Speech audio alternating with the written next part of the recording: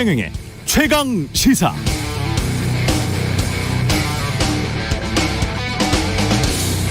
네, 규제 없이 내 땅에 내 맘대로 100층짜리 아파트 지을 수 있다면 얼마나 좋을까? 한강변에 사람들 많이 다니는데 나 혼자 한강공원에 치킨집 낼 수 있다면 얼마나 좋을까? 규제를 다 전봇대처럼 뽑아버리면 우리나라는 살기 좋은 나라가 될까?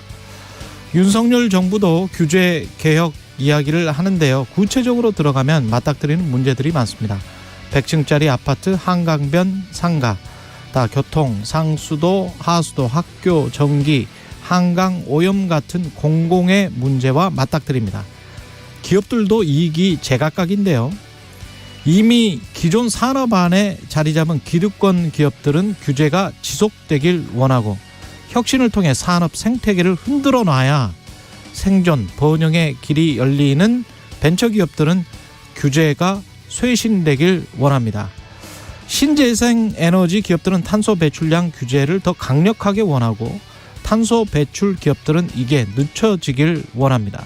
은행들은 핀테크 업체들을 규제하라고 하고 핀테크 기업들은 정부가 혁신을 방해하지 말라고 요구합니다. 한쪽에서는 소비자 편익을 주장하고 있고 한쪽에서는 노동자의 생존권을 주장합니다. 그래서 규제를 하자, 규제 말자 같은 논쟁은 아무 의미가 없습니다.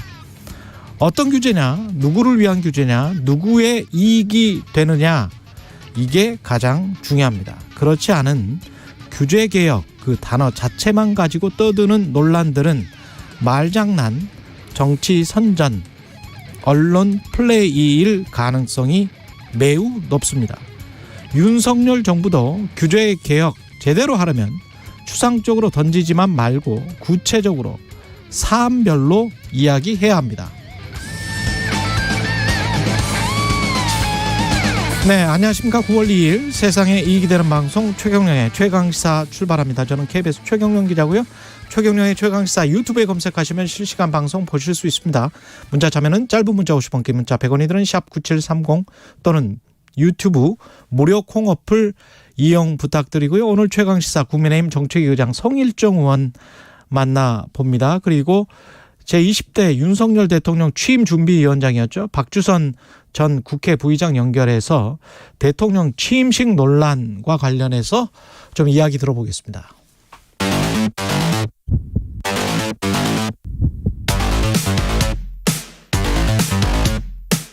오늘 아침 가장 뜨거운 뉴스 언박싱. 네, 뉴스 언박싱 시작하겠습니다. 민동기 기자, 김민하 평론가 나와 있습니다. 안녕하십니까? 안녕하십니까? 예, 검찰이 이재명 민주당 대표 출석 통보를 했는데요. 9월 6일 조사를 받으러 출석하라고 통보했습니다. 네, 중앙지검으로 이제 조사를 받으러 6일 출석하라고 통보를 했고요. 이재명 대표가 민주당 대표로 취임한 지 4일 만입니다. 이재명 대표는 지난해 12월 한 방송사 인터뷰에서 이른바 그 대장동 개발 사업과 관련해서 참고인 조사를 받다가 극단적인 선택을 한 김문기 성남도시개발공사 개발 1처장이 있지 않습니까? 예. 이 김 처장을 알았느냐는 질문을 받았는데 그때 하위 직원이었기 때문에 성남시장으로 재직할 때는 몰랐다 이렇게 답을 했거든요. 그렇죠. 근데 이후에 국민의힘이 이재명 대표와 김 처장이 함께 있는 사진을 공개를 했고요. 그 이후에 한 시민단체가 이재명 대표 발언이 허위라면서 검찰에 고발을 했습니다. 그리고 또 하나는 예, 허위 사실 공표 혐의인 거예요. 그렇습니다. 예. 네. 그리고 지난해 10월 경기도 국정감사에서 백현동 한국식품연구원 부지 용도 변경 특혜 의혹과 관련해서 그때 이제 이재명 대표가 국토부가 직무유기를 문제 삼겠다고 협박을 했다. 그래서 어쩔 수 없이 용도 변경을 해줬다. 이렇게 얘기를 한 적이 있는데 예. 이것도 이제 경찰이 허위다. 협박 이 발언 표현을 허위라고 판단을 한 것 같습니다. 두 건 다 그러니까 선거법상 공직선거법 위반, 허위사실 공표 위반 그렇습니다. 두 혐의군요. 네, 예, 같은 혐의. 예. 검찰이 그럼 왜 지금 저 출석을 통보를 했느냐? 크게는 일단 방금 말씀하신 것처럼 공직선거법 위반 사건의 공소시효가 예. 9일이거든요. 9일이니까. 네, 최종 처분을 결정하기 위한 것이다라는 해석이 있고요. 또 하나는 이제 민주당 쪽에서 좀 의혹을 제기하고 있는 건데 결국에는 정치보복이고 망신 주기 아니냐. 포토라인에 좀 세워서 새 대표에게 망신을 주기 위한 의도가 있는 것이다. 특히 이제 박성중 민주당 대변인 같은 경우에는 이거는 이재명 대표 방송 인터뷰 같은 경우에 이게 소환을 할 만큼 중대한 허위 사실이냐 이렇게 지금 질문을 하고 있거든요. 그러면서 이제 김건희 여사와 관련된 사건들은 무혐의 처분을 하면서 야당 대표의 정치적 발언은 사법적 판단에 넘기겠다고 하는 거는 굉장히 황당하다 이렇게 비판을 하고 있습니다. 여기 고발 사건에 대해서 이제 죄송합니다. 네. 그 시효가 있기 때문에 시효가 되기 전에 그러니까 이 수사를 마무리하기 전에는 이 피의자든 어떤 사람이든 조사를 이제 끝내야죠. 그렇기 때문에 이제 이 부르는 것 자체는 이제 어쩔 수 없는 부분이 있는데 다만 민주당에서 이제 좀 그 문제 제기하는 부분은 이를테면은 좀 경미한 사안의 경우에는 서면 조사라든가 이런 방법을 취할 수도 있는데 굳이 이렇게 뭐 소환 통보를 하느냐 뭐 그런 얘기인데 이게 사실 만약에 이제 지금 이제 그 김문기 전 처장 몰랐느냐 알았느냐 뭐 요거 하나면은 사실 뭐 서면 조사나 이런 게 진행될 수도 있겠지만 여러 건이지 않습니까 이게. 그러다 보니까 소환 통보를 한 게 아닌가 이런 생각도 드는데 어쨌든 이제 이 시효가 얼마 남지 않은 거에 대해서는 불가피한 측면이 분명히 있어요. 근데 이런 측면이 하나가 있고 또 하나의 측면은 이게 지금 공직선거법상의 문제에 대해서만 지금 시효 얘기를 하는 것이고 나머지 부분들 있지 않습니까? 이게 허위사실 공표에 관한 거 말고 나머지 혐의들은 앞으로 계속 또 수사가 똑같이 진행이 될 거거든요. 이날 가가지고 만약에 이제 9월 6일 날 간다면 이 두 가지 혐의에 관해서만 물어보는 거예요? 아니면은 다른 것도 물어보는 거예요? 근데 이 허위사실 공표에 관한 거를 물어봐야 되는 게 예. 맞는데 그런데 허위사실 공표라는 게 그럼 원래 사실은 뭐고 그것을 어떻게 허위로 얘기했느냐에 대해서 조사할 거 아니겠습니까? 그렇죠. 그럼 결과적으로는 이 혐의들의 어떤 본체들 예를 들면 뭐 배임이냐 뭐 직권남용이냐 백현동. 예, 뭐 어떤 특혜냐 이런 것으로 연결될 수 있는 어떤 단초가 되는 거겠죠. 그렇기 때문에 이제 이 부분에 대해서 더불어민주당이 민감해하는 것이고 그래서 이제 정치 탄압이라든지 뭐 이런 얘기를 막 지금 하고 있는 국면이다 이렇게 봐야 되겠습니다. 참고로요. 예. 이재명 대표와 관련된 수사는 크게 세 군데에서 하고 있거든요. 그렇죠. 중앙지검, 수원지검, 경기남부경찰청입니다. 근데 지금 중앙지검 같은 경우에는 대장동 개발 사업 비리 재수사를 하고 있는데 예. 위례 신도시 개발 사업으로 이미 수사 범위를 확대를 한 그런 상황이고요. 그렇죠. 어제 같은 경우에는 이미 위례 신도시 개발 사업에 지분을 투자했던 뭐 미래에셋증권, 부국증거 한 10곳 정도를 더 압수수색을 한 그런 상황입니다. 그러니까 아무래도 출석을 하게 되면은 이런 부분까지 좀 수사를 할 가능성을 배제할 수는 없는 그런 상황이죠. 변호사비 대납과 관련해서는 어디에서 하고 있습니까? 이것도 같이 물어볼 가능성이 있겠네요. 왜냐하면 권성동 원내대표가 이거 가지고 그렇죠. 어제 이야기를 했잖아요. 네. 그렇죠. 권성동 원내대표가 느닷없이 이제 변호사비 대납 의혹은 수원지검 관할. 수원지검. 네. 이 이재명 대표와 쌍방울 그룹의 검은 커넥션이 차례차례 드러나고 있다. 그래서 이재명 대표 이 사건은 살아있는 형법 교과서다. 일련의 사건들이 범죄 스릴러 영화 같다. 이렇게 얘기를 한 거죠. 그제 두 사람은 만났는데. 네. 그렇죠. 어제 또 이제.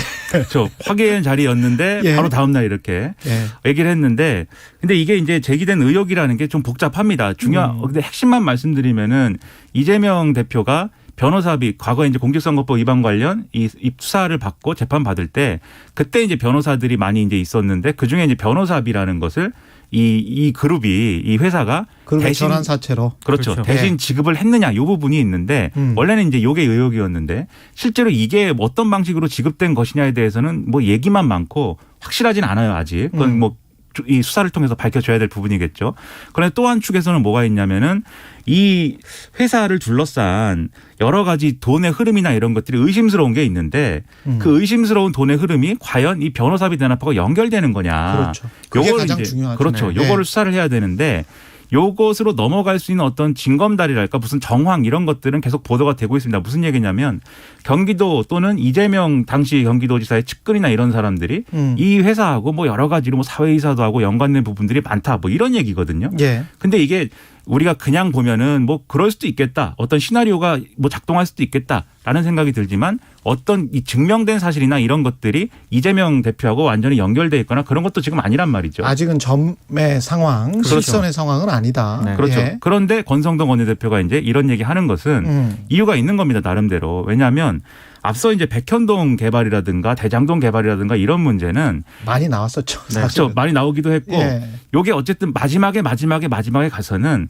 가드레일이 있어요. 그래도 이게 뭔가 정책을 추진하다가 그렇죠. 여러모로 좀 무리한 부분이 있더라도 결국은 정책을 추진하기 위한 거였고 이게 사익을 추구하고 뭐 이런 거 아니다. 이게 마지막 가드레일이 있는데 그래서 제3자 뇌물로 지금 가고 있는 거 아니에요? 직권남용이나 배임이나 이런 쪽으로 그 대선 전에는 이야기가 나왔었다가 그렇죠. 지금은 제3자 뇌물 쪽으로 계속 가고 있는 것 같은 그런 흐름입니다. 그러니까 왜 예. 권성동 원내대표가 갑자기 그 이재명 대표 변호사비 대납 의혹과 연관성이 있어 보이는 쌍방울건 이런 거를 지금 문제 제기를 했느냐?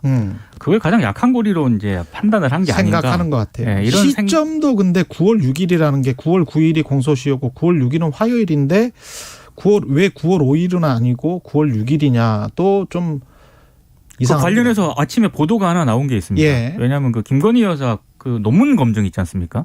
지금 이게 시민사회에서 대학 교수들이 뭐 국민대 천명이- 교수가 참여한 논문 예. 검증단이 그 검증 결과를 9월 6일 날 발표하겠다고 이미 보도가 됐었거든요. 그 시점이랑 좀 맞물린다. 그러니까 저는 뭐 그렇게까지 생각을 안 하고 있었는데 오늘 아침에 뭐 일부 언론이 보도한 내용을 보니까 왜 9월 6일일까 뭐 그런 의혹도 또 좀 제기를 하고 있더라고요.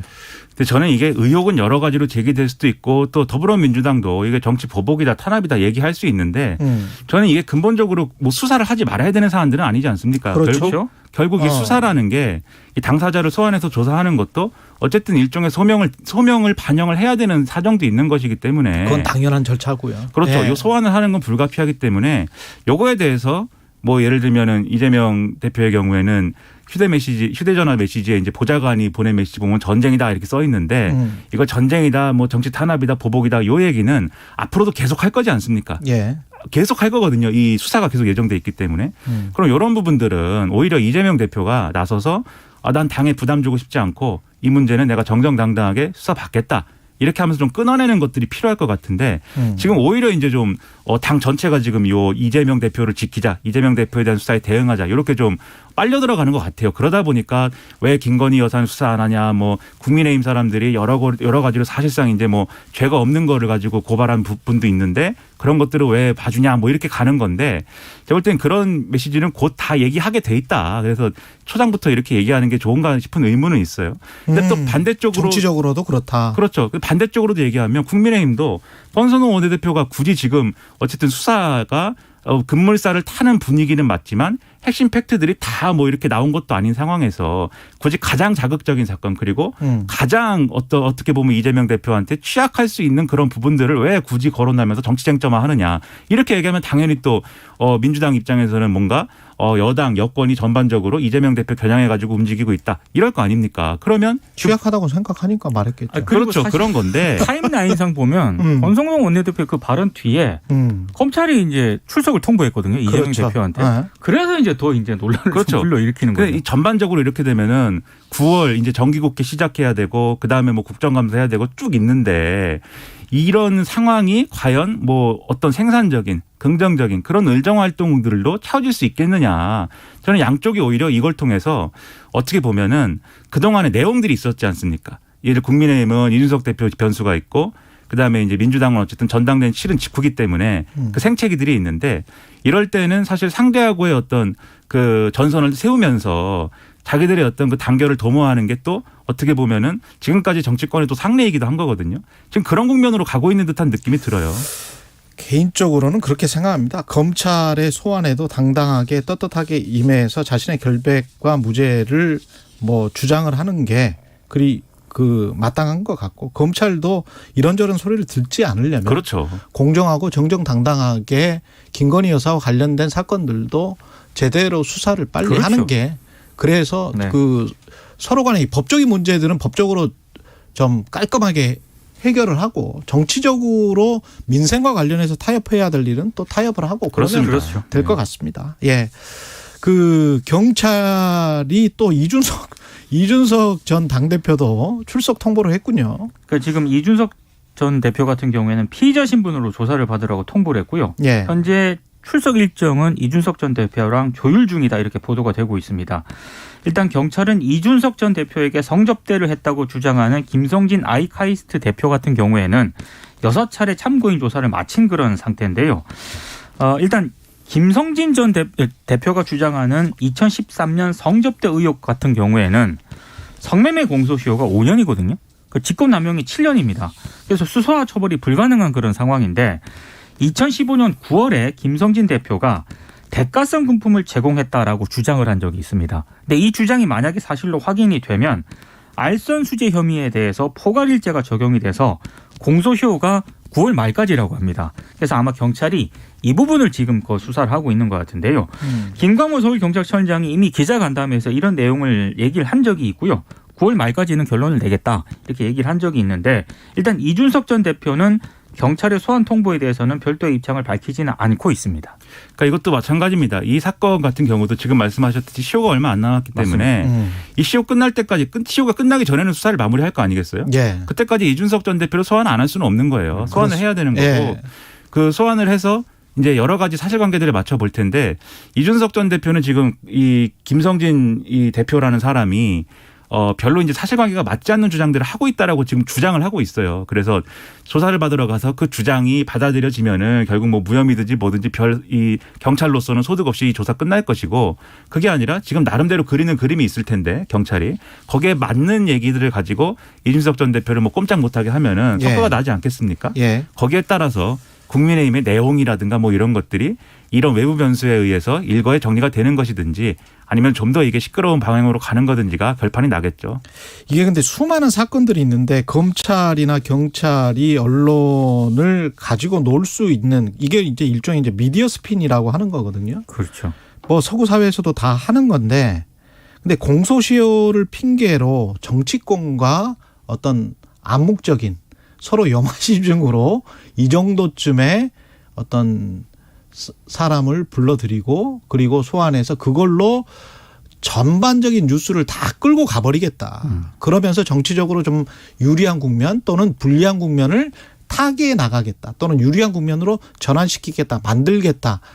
이런 어떤 의도가 있다면 그거는 정말 잘못된 것이고요. 그렇게 되지 않기 위해서 또 언론도 이것저것 다 지적을 해주기는 해줘야 됩니다. 그렇습니다. 미디어 스핀이 아주 쉽게 나타날 수 있는 구조예요. 사실 검찰과 경찰처럼 정보를 다 가지고 있고 캐비넷 안에서 하나하나씩 공소시효와 정치 일정에 맞게 이렇게 한다면 그래서 경찰국 신설이랄지 그다음에 검찰 장악이랄지 이런 것들이 계속 정치적으로 논란이 되는 것이고 그런 것들이 언론이 근데 언론은 또 안 따라갈 수가 없거든요. 그렇죠. 그렇죠. 예. 그래서 여기서 사실 이 문제를 누가 먼저 풀 것이냐에 대한 거는 이제 닭이 먼저냐 달걀이 먼저냐 이 문제 같지만 제가 볼 때는 결국 정치권의 문제예요. 왜냐하면 예. 그러니까 이게 아까도 말씀드렸지만 수사를 할 수밖에 없는 거고 그렇죠. 또 언론도 보도를 근데 왜 꼭 이 시점이지? 뭐 이런 것들이 국민들이 보기에는 한쪽의 국민들이 보기에는 좀 이상하다. 그렇죠. 이렇게 생각하는 그러니까 거예요. 이준석 그렇죠. 예. 언론들도 그런 부분까지 다 종합적으로 지적을 하면서 무엇보다도 정치권이 그런 국민들의 의심과 정서와 이런 그런 것들을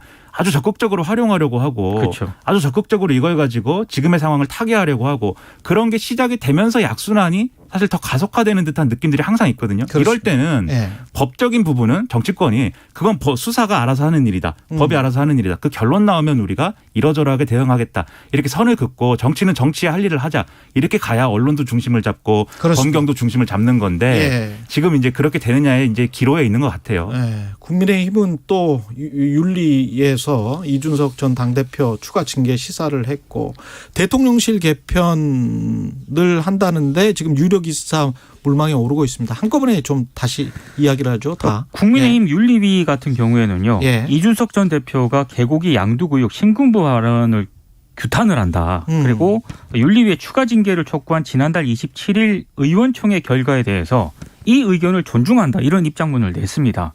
그러니까 윤리위가 지난달 거듭 정제된 표현을 써달라고 경고를 했는데도 윤 대통령과 친윤계에 대해서 거친 표현의 발언을 이어가고 있는 이준석 전 대표를 겨냥한 것이다라는 그런 해석이 나오고 있는데요. 근데 윤리위의 이 같은 그 태도에 대해서도 좀 비판이 제기가 되고 있습니다.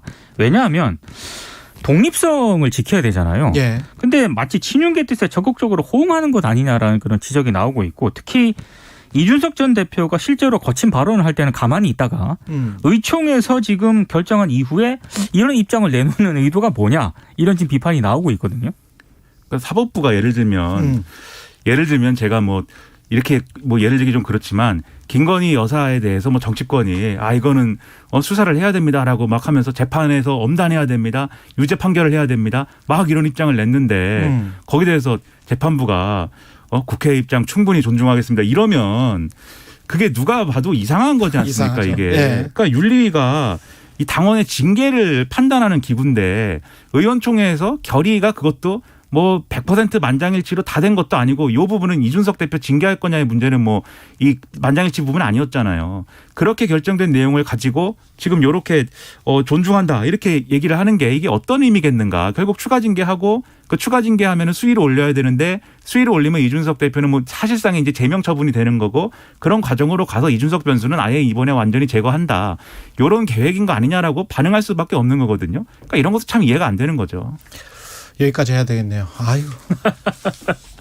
시간이 그런가요? 후딱 갔습니다. 예, 뉴스 언박싱 민동기 기자 김민아 평론가였습니다. 고맙습니다. 고맙습니다. KBS 1라디오 최경영의 최강시사 듣고 계신 지금 시각 7시 41분으로 향하고 있습니다. 오늘도 내륙은 낮더위가 이어집니다. 한낮에 서울이 30도, 춘천 29도, 대전, 광주 28도, 부산 25도 등 어제와 비슷하겠습니다. 제11호 태풍 흰남노는 대만 남동쪽 부근 해상에서 북쪽으로 방향을 틀었습니다. 시간당 20mm의 비바람이 몰아치는 제주도와 포항엔 호우주의보가 내려졌고요. 제주도는 강풍특보도 내려진 가운데 부산, 울산, 남해안으로 차차 확대하겠습니다. 오늘 동해안과 경남 내륙에, 내일은 그 밖의 남부와 충청권 남부에도 비가 내리겠습니다. 우선 내일까지 제주도에는 최대 200에서 많은 곳이 300mm 이상, 전남 경남 해안에도 50에서 100mm의 큰 비가 내리겠습니다. 이 태풍이 화요일엔 서귀포 해상까지 올라오면서 모레 일요일부터 다음 주 화요일까지 전국에 비가 내리겠습니다. 지금 서울의 기온은 21.5도입니다. 날씨 정보 박다효입니다. 이어서 이 시각 교통정보입니다. KBS 교통정보센터의 김민희 씨입니다. 네, 출근 정체가 빠르게 늘고 있는 가운데 곳곳으로 돌발 구간도 많습니다. 중앙고속도로 춘천 쪽으로 가산 부근에서는 사고가 났는데요. 2차로를 막고 처리 작업을 하고 있어서 부근으로 차량들 서행합니다. 영동고속도로 강릉 쪽으로는 먼저 반월터널에서 군포 사이로 정체고요. 동수원 부근 3, 4차로에서는 낙하물을 처리하고 있습니다. 더 가서는 마성터널에서 양지터널 사이로 정체 길어져 있습니다. 서울시내 동부간선도로 성수분기점 쪽으로 성수분기점을 앞두고는 사고가 나면서 1차로가 막혀 있는데요. 교통량도 많아서 뒤로 도봉터널 중간 지점부터 긴 구간에서 속도 줄여 지납니다. KBS 교통정보센터였습니다. 공정, 공익, 그리고 균형. 한 발짝 더 들어간다. 세상에 이익이 되는 방송. 최경영의 최강시사. 네, 2년 전 우리 사회에 큰 충격을 줬던 텔레그램 N번방 사건 기억하실 겁니다. 성착취물을 제작하고 유통시켜서 피해자들 협박하고 그랬던 사건인데 세상을 떠들썩하게 했던 텔레그램 N번방의 주범, 박사방의 조주빈, N번방의 문현욱 다 잡혔지만 제2의 N번방이 계속되고 있다는 보도가 있었죠. 이번 사건을 단독 보도한 KBS 김혜주 기자 연결해 봅니다. 안녕하세요. 네, 안녕하세요. 예. 자, 지금 N번방 사건과 거의 비슷한 사건, 제2의 텔레그램 N번방 사건이 일어났다고 하는데 일단 피해자들이 다 미성년자입니까? 네. 저희 팀이 일단 이번 사건을 취재하면서 파악한 피해자는 현재까지 6명 정도 되는데요. 6명. 네. 예. 제보 내용이나 취재 도중에 저희가 만난 피해자의 증언, 또 취재를 하면서 확보한 자료들을 좀 바탕으로 봤을 때는 예. 피해자는 대부분 미성년자로 추정되는 상황입니다. 또 특히 이 대부분이 중고등학생인 것처럼 보이는데 뭐 정확한 건 아니지만 L은 이 사람들이 전부 다 아동 청소년이라고 주장하고 있습니다. L이라는 사람이 금방 그 누구예요? L? L이라면은 일단 저희가 가명으로 이름을 붙인 건데 피해자들한테 접근한 가해자입니다. 아, 가해자. 네. 예. 근데 이 L의 신원은 지금 파악이 됐습니까? 아직은 신원 자체는 파악되지 않았습니다. 정확히 뭐 이름이 뭐고 어디 살고 아직은 파악되지 않았는데 아직 잡히지도 않았고요. 네, 그렇습니다. 그럼 L은 어떻게 지금 피해자에게 접근을 했었어요? 네. 일단은 피해자들한테 먼저 도움을 주겠다라고 하면서 접근을 합니다. 과거 이제 N번방 사건에서 보면 주범을 추적했던 그 추적단 불꽃 아시죠? 예. 이 자기가 이제 불꽃이라고 사칭을 하면서 당신의 사진이랑 개인정보가 이제 인터넷에 안 좋게 퍼지고 있다. 근데 네가 모르는 것 같으니까 내가 도움을 주고 싶어서 연락을 했다. 이런 식으로 접근을 한다고 합니다. 그럼 이제 피해자 입장에서는 좀 당황할 수 있잖아요. 나도 모르는 사이에 이게 이렇게 퍼진다고? 당신이 가지고 있는 개인적으로 보관하고 있던 클라우드 서비스의 뭐 이런 것들이 해킹을 당해서 그게 지금 유포되고 있는데 우리가 그걸 발견했다. 우리는 추적단 불꽃의 일원인데 당신이 우리를 도와주면 뭔가 그 사진을 없앨 수 있도록 하겠다. 뭐 이런 건가요? 예, 비슷한데 이제 클라우드 사진이 해킹됐다라기보다는 당신이 과거에 SNS에 올렸던 사진. SNS에 그런데 올렸던 이제 사진. 좀 주변에 친한 사람들한테 공개되기엔 좀 꺼려지는 그런 사진들. 내가 그걸 이렇게 누군가가 확보해서 가지고 있는 걸 내가 알게 됐다. 이런 식으로 접근을 하는 겁니다. 그러면 움찔하겠는데요. 그렇죠. 예. 이게 좀 퍼지지 않았으면 좋겠으니까 그럼 어떻게 해야 되지 싶으니까 이제 도움을 요청하는 거예요. 이 사람한테. 예. 그러면 이제 이 불꽃이라고 사칭한 이 사람은 예. 그러면 이제 당신이 유포범이랑 직접 대화를 좀 해줘야 된다. 왜냐하면 내가 그동안 그 유포범을 해킹을 해야 되니까 그러면 잡을 수 있거든. 이렇게 좀 이야기를 하는 겁니다. 그래서 가해자랑 피해자가 직접 대화를 하도록 유도를 하는 거죠. 그래서 그러니까, 근데 그 가해자가 사실은 L이었던 거네요. 그렇죠. 이렇게 하면서 그 유포범이라는 사람이 이제 요구하는 게 대부분 그런 성착취물을 찍어라라고 얘기를 하는 거잖아요. 예. 그걸 들어주라라고 하는 거죠. 그러면 유인했던 사람도 L이고 그리고 실제로 채팅방에서 대화를 했던 사람도 L이고 뭐 이랬던 겁니까? 아니면 다른 공범들이나 이런 사람들이 있었던 거예요? 일단은 같은 사람, 최소 공범이 있을 거라고는 추정을 하고 있습니다. 아, 그렇군요. 네. 그래서 근데 일반 사람들이 느끼기에는 이런 의심도 가질 수 있을 것 같아요. 왜냐하면 저렇게 쉽게 당하나 뭐 저렇게 쉽게 엮이나 뭐 피해자들이 좀 잘못한 거 아닌가 뭐 이렇게 쉽게 생각할 수도 있을 것 같은데 그 상황 자체가 그렇지는 않죠. 예, 그렇죠. 일단 이성적으로 판단할 수 없게 좀 사람을 몰아치는 경향이 있다고 합니다. 뭐 대답을 안 하거나 좀 이거를 대화를 좀 차단하고 싶으면 1분에 뭐 최대한 막 몇십 개씩 그 메시지를 보내면서 대답 안 하면 유포할 거야. 너 뭐 어디 사는지도 알고 있고 이런 식으로 협박을 한다고 해요. 또 심지어는 너 어디 사는지 아니까 뭐 내가 아는 사람을 시켜서 뭐 찾아가게 하겠다. 이렇게까지 협박을 한다고 합니다. 어린 학생들이 점점 덫에 빠져버리도록 덫에 스스로 들어가게 하고 덫에 빠지도록 계속 몇 시간 동안 유도를 하는군요. 예, 그렇습니다. 그래서 완전히 그 덫에 올가매면 그걸 통해서 오히려 뭔가를 한다는 건데 그 어떤 영상 같은 거를 또 새로 그 과정에서 찍는 거예요? 그러면 그 채팅방에서? 그렇죠. 이거를 유포하지 않는 대신 다른 거 하나를 더 보내. 그러면 내가 이걸 유포하지 않을게라고 하지만 사실은 그렇게 해서 2개, 3개 이렇게 찍게 되는 거죠. 그렇게 되는군요. 피해자들은 그러면 언제 자기가 피해를 입었다 이거를 인식하게 되고 신고하게 되는 겁니까? 이게 이제 뭐 다 그런 건 아닙니다만 저희가 취재한 사례 중에는 이제 시간을 정해놓고 몇 시간 동안 몇 개를 찍어라라고 이렇게 몰아친다고 해요. 예. 그 시간이 지나고 이제 어느 정도 내가 혼자 생각할 수 있는 시간이 되면 근데 이거 좀 이상한데 이런 생각이 들 수 있는 거죠. 그래서 아침에 눈을 떠보니 또는 다음 날 생각해 보니 이상한 것 같아. 그 다음에는 어떻게 하죠? 피해자가 할 수 있는 게 뭡니까? 일단 그 주변에 좀 도움을 청하거나 예. 저희 사례자 같은 경우는 불꽃한테 직접 연락을 했다고요. 당신이 이런 걸 보낸 게 맞느냐. 그때야. 그러니까 완전히 보이스피싱이나 비슷하네요, 이게. 뭐 어떻게 보면 그럴 수 있죠. 그냥 내가 모르는 사이에 내가 인식할 수 없게끔 나를 정신없이 하고 그렇게 범죄에 끌어들이는 게. 그다음에 이제 당한 다음에 그제야 뭐 은행이나 검찰이나 경찰에 당신들이 이 전화를 한 게 맞느냐 뭐 이렇게 되는 거네요. 네, 그렇죠. 예. 경찰은 이걸 어떻게 수사를 할 수 있어요? 일단은 그 텔레그램 측에 협조를 요청을 하긴 했습니다. 근데 이제 뭐 과거 N번방 때도 그랬듯이 그 텔레그램 측이 협조를 잘 해주는 편은 아니거든요. 이게 해외 업체니까. 그렇죠. 서버가 해외에 있으니까 협조를 구할 수밖에 없는데 사실 쉽지는 않은 상황입니다. 그러면 그래서 네. L에 지금 신원 파악이 안 되고 있는 거군요. 그쪽에서는 개인정보라서 내놓을 수 없다 뭐 이렇게 이야기를 하는 걸 테고. 네, 아무래도 좀 그런 측면이 있습니다. 뭐 대신 다양한 방법으로 수사를 좀 진행하고 있는데요. 예. 지난번 N번방 사건 이후 이제 법이 조금 강화가 돼서 경찰이 성착취물을 구매하는 사람처럼 위장 수사도 이제 가능해졌잖아요. 예. 뭐 구체적으로 어떻게 하는지는 기밀 사항이라서 그렇죠. 알려지진 않았지만, 예. 그래서 이제 그런 식으로 다양하게 좀 수사를 하고 있다고 합니다. L과 같은 가해자들이 다른 메신저에서도 텔레그램 말고 다른 메신저에서도 활동을 했다는 제보가 들어왔습니까 지금?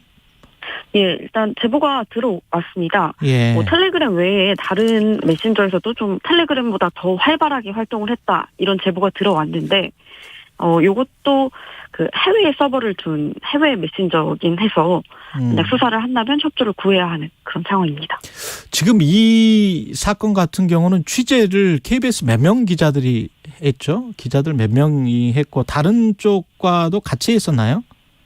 예, 일단 저희가 5명이 이제 취재를 시작했는데, 예. 제보를 확인하고 뭐 조언을 구하다가 이제 그 추적단 불꽃의 원은지 에디터, 얼룩석 원은지 에디터랑 이렇게 함께 취재를 진행하게 됐습니다. 그렇게 됐군요. 협업 취재를 해서 여기까지 왔는데 이게 사건이 잘 마무리가 돼서 주범까지 잡혔으면 좋겠는데 그 L 이외에 또 다른 공모자들이 분명히 있을 것 같다는 생각이 드네요. 이 L 같은 경우는 그러면 뭐 얼마나 많은 성착취물을 보관을 하고 있는지 뭐 이런 거는 지금 전혀 밝혀지지가 않은 거군요. 그렇죠. 그런데 이제 저희 뭐 제보자나 이런 분이 뭐 짧은 시간 안에 몇십 개씩 이렇게 제작을 할 수밖에 없었다라고 이야기를 하는 걸 보면, 예. 가진 뭐 그런 식으로 이제 확보한 성착취물이 굉장히 많을 거다. 그렇기 때문에 이 사람을 반드시 잡아야 한다. 그렇게 생각을 하고 있습니다. KBS와 얼룩소의 공동 취재로 확인된 피해자는 지금 6명이다. 아까 모두에 6명이라 그랬죠? 네, 맞습니다. 예. 이 N번방 사건 이후에 법적으로 뭔가 근절 대책을 강화하기 위해서 법 개정도 이루어졌었는데 이게 그 법 개정만으로는 안 되는 건가 보네요. 그때 이루어졌던 법이 뭐였어요? N번방 방지법이 있었는데. 그렇죠. N번방 방지법이었는데, 예. 가장 두드러지는 특징은 이제 제작, 배포한 사람뿐만 아니라 단순 소지자도 처벌을 할 수 있는 그런 내용이 들어갔다는 건데요. 그랬었죠. 예. 예, 근데 이제 문제는 단순 소지자를 처벌하는 게 다 이루어지진 않았어요, 당시에도. 그래서 이제 실제로 내가 단순히 가지고만 있어도 처벌을 받을 수 있다. 이런 인식이 좀 이용자들에게 이렇게 인식이 되는데 좀 미흡한 측면이 있었다는 게 좀 문제가 있었다라고 봅니다. 확실하게 외국처럼 단순 소지만 하고 있어도 보기만 해도 어떤 중벌이 처해져야 된다. 그런. 네. 근데 아직은 좀 미비하다 그런 말씀이네요. 그렇죠. 예. 그리고 그 피해자를 직접 만나보기도 했습니까? 그렇죠. 저희가 이제 피해자를 대면하진 못하고 이제 예. 그런 화상 인터뷰를 진행을 했는데요. 예. 뭐 피해자께서 이제 그때 말씀을 좀 해주셨어요. 이런 근절 어떻게 하면 좋을지, 어떤 도움이 필요한지. 피해자들은 뭐라고 하던가요, 마지막으로? 예. 그런 얘기를 해주셨어요. 신고를 하고 연대를 해달라. 그 N번방 사건 때도 이제 많은 분들이 함께 이제 분노하고 강력하게 처벌해야 한다. 이렇게 목소리를 내주셨잖아요. 예. 그것처럼 이제 계속 사건에 관심을 가지고 가해자를 잡을 수 있도록 연대만 해줘도 가해자를 언젠가 잡을 수 있을 것 같다. 이렇게 말씀을 해주셨어요. 그렇죠. 근데 피해를 숨기고 있으면 이런 게 독버섯처럼 계속 퍼져나가니까 그걸 강조를 예. 했군요. 예. 예, 그렇습니다. 뭐 당한 사람이 이제 피해자들이 좀 숨어버리는 경향이 있잖아요. 알려지는 게 두려워서. 그렇죠. 근데 이제 죄책감을 느낄 일이 아니다. 우리 잘못이 아니다. 그렇죠. 내가 당하고 싶어서 당한 게 아니니까. 예. 그래서 혼자 감당하려고 하지 말고 반드시 이제 신고하고 주변에 도움을 받는 게 이제 중요하다. 이렇게 강조해 주셨습니다. 예, 좋습니다. 지금까지 KBS 김혜주 기자였습니다. 고맙습니다. 예, 감사합니다. 안녕하세요. 통계청장 한훈입니다. 매년 9월 1일은 통계의 날입니다. 그동안 통계조사에 협조해 주신 국민 여러분께 감사드립니다. 물가, 고용, 소득과 같은 국민 여러분의 소중한 정보는 개인은 물론 국가의 의사결정에 큰 도움이 됩니다. 아울러 코로나19로 대면 조사가 어려워진 상황을 감안하여 비대면 조사와 행정자료 활용으로 국민 여러분의 부담을 줄이고 있습니다. 국민 여러분의 적극적인 조사 참여는 과학적 국정 운영을 밝혀줄 빛이 될 것입니다. 이 캠페인은 통계청과 함께합니다. 우리 함께 투명 페트병 분리배출 해볼까요? 투명 페트병을 분리해 유색 페트병과 구분해 공동주택뿐만 아니라 단독 주택까지 함께해 내용물을 깨끗하게 비우고 라벨 떼고 압축해 뚜껑 닫고 공동단독 투명 페트 별도 배출 유색 투명 구분해서 분리 배출 투명 페트병 분리 배출 함께해요. 이 캠페인은 환경부와 한국환경공단이 함께합니다. 도착했는데 문이 안 열리는 거예요. 그러면 그때 쓰는 방법. 배달 왔습니다. 배달 시키신 분, 짜장면 시키신 분, 철가방, 달배. 2022 KBS 연중기획 기억을 기록하다. 97년 IMF 때부터 배달을 시작하게 된 배달 노동자 이성이라고 합니다. 달성군에 있는 조그마한 중국집이었고요. 대진 가게에서 1년 정도 일하다가 월성동에 지영반점이라고 또 있었어요. 그때 배달을 할 때는 다 직고용이었잖아요. 그리고 이제 같이 일을 하잖아요. 아침에 출근하면은 누구누구는 홀청소, 누구누구는 단무지, 누구누구는 어제 미수거를 찾아오기. 또 같이 뭐 술 마실 때도 많고 끝나고 당구 칠 때도 많고 요즘은 그런 게 전혀 없다 보니까 지금은 그때가 많이 그리워요. 주문. 배달이 바뀌었잖아요. 우리 정권은 회사만 알고 있고 지나가다가 배달 노동자들을 많이 만나도 다 낯선 사람들이고 모르는 사람들이에요. 지금은 오로지 나 홀로 각자 도생이 되었다. 코로나 이후로는 이제 비대면이 많이 늘어났고요. 그냥 놓고 가세요. 사진만 찍고 가세요. 그냥 좀 기계 같은 느낌? 기계 부품 같은 좀 그런 느낌을 좀 많이 받아요. 25년 동안 배달을 한 이성인 씨는 기억합니다. 친구들하고 마주칠까 모르는 동네로 가서 배달을 시작했습니다. 짜장면으로 시작된 배달은 전성시대를 맞이했지만 배달의 풍경은 점점 삭막해져 갑니다. 함께 울고 웃으며 일했던 동료들, 시선을 마주치며 음식을 건네봤던 손님들. 이제는 사라진 배달의 풍경을 뒤로한 채 오늘도 바람을 가르며 음식을 나눕니다. 당신과 대한민국의 기억, KBS가 기록합니다.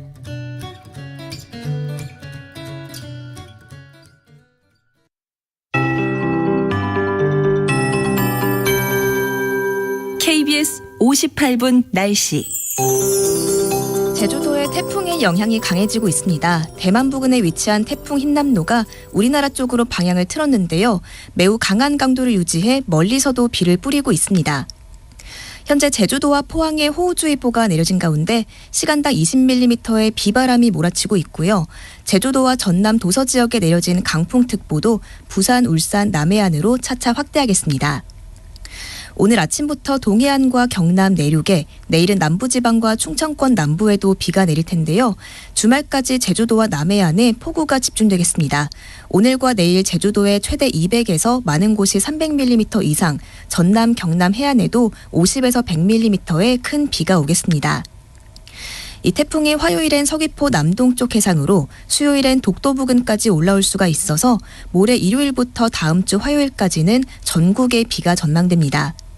주 초반까지 대부분 해상에 바람이 매우 강하게 불겠고요. 제주도 해상과 남해상은 물결이 최대 10m 이상으로 매우 높아지겠습니다.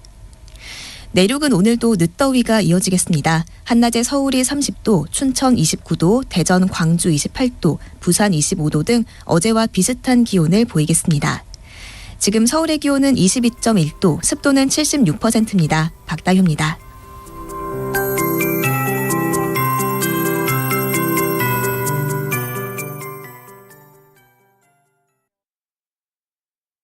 정성을 다하는 국민의 방송 KBS가 8시를 알려드립니다. AM 711kHz, FM 97.3MHz, KBS 1라디오입니다. HLKA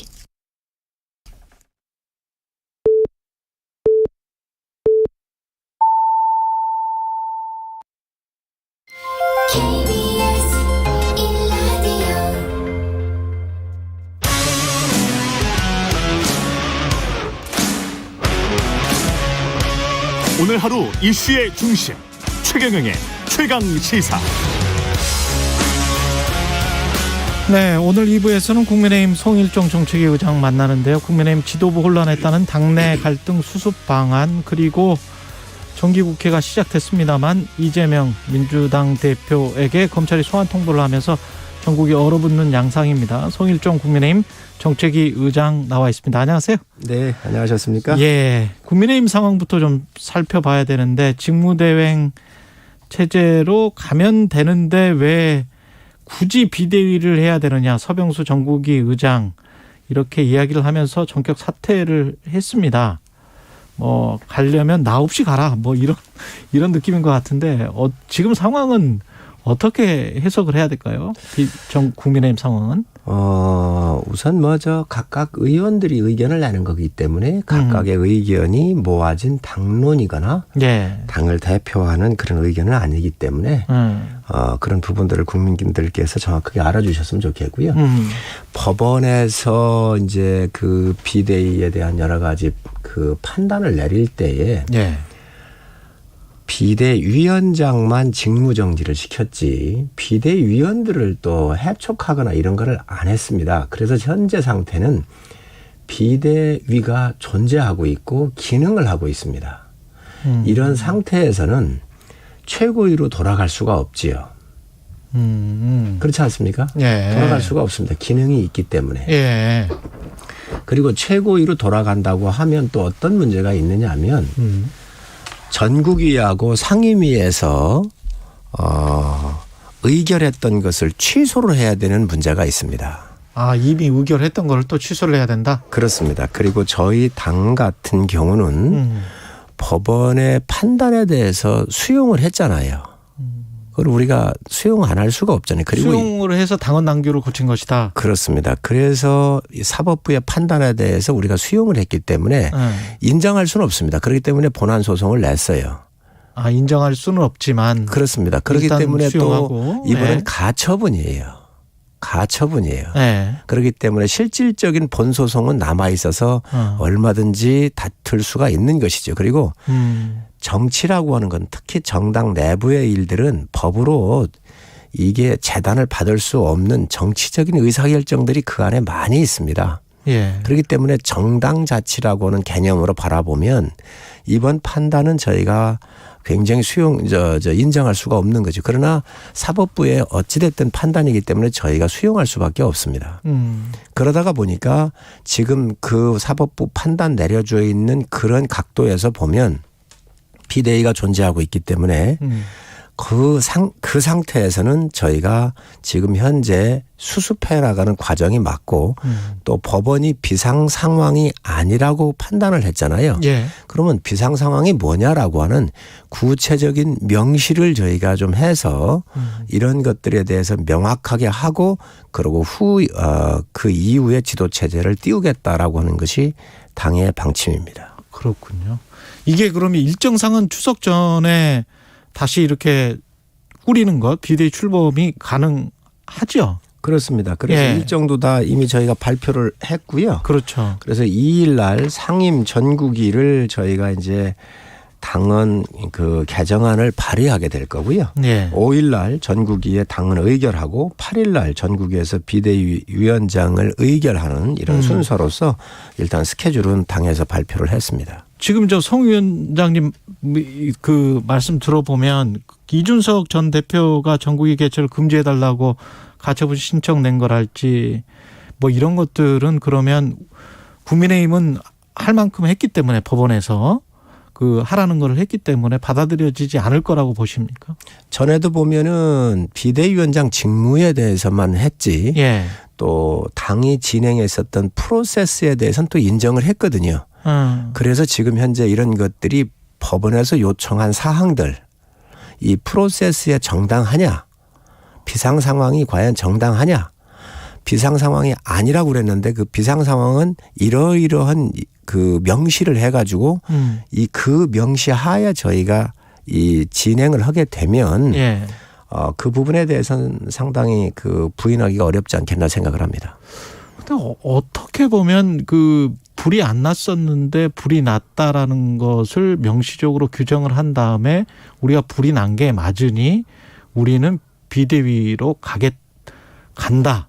이렇게 되는 것 같기도 해요. 앞뒤가 지금 시간상 맞지는 않는 것 같긴 합니다. 법원이 결정이 나고 난 다음에 이제 당원을 고쳤기 때문에 그걸 법원이 어떻게 받아들일까는 참 혼란스럽기는 해요. 사실 국민들께서 굉장히 혼란스러워하세요. 왜냐하면 이 법원 자체가 한 것도 명확하지 않은 부분들이 너무 많기 때문에 그 쉽게 말씀을 드리면 사실 서둘러서 생긴 문제입니다. 서둘러서? 예, 그렇습니다. 이준석 전 대표의 문제가 경찰 수사 이후에 했더라면 그 큰 문제가 없을 거 아니겠습니까? 그렇죠. 예, 그랬죠. 그리고 당의 윤리라고 하는 것은 수사기관이나 조사하는 기관이 아니에요. 수사와 조사를 해서 한 이 수사기관에 자료가 올라왔었을 때 당에 어떤 손익이 있는가, 어떤 품위를 했는가 이런 부분들에 대한 판단의 기관인데 이 윤리가 그런 부분에 대해서 경찰의 조사가 끝나기 전에 너무 일찍 서두른 면이 있습니다. 그렇기 때문에 그로부터 온 혼란의 문제이고 또 그에 따른 여러 가지가 또 법원으로 갔는데 그 사이에 당에서 여러 형태의 이 정치적인 일들이 있었기 때문에 그런 정당의 자율성에 대해서 법원이 판단한 거란 말이죠. 그러다가 보니까 법원도 굉장히 어려웠을 거라고는 생각을 해요.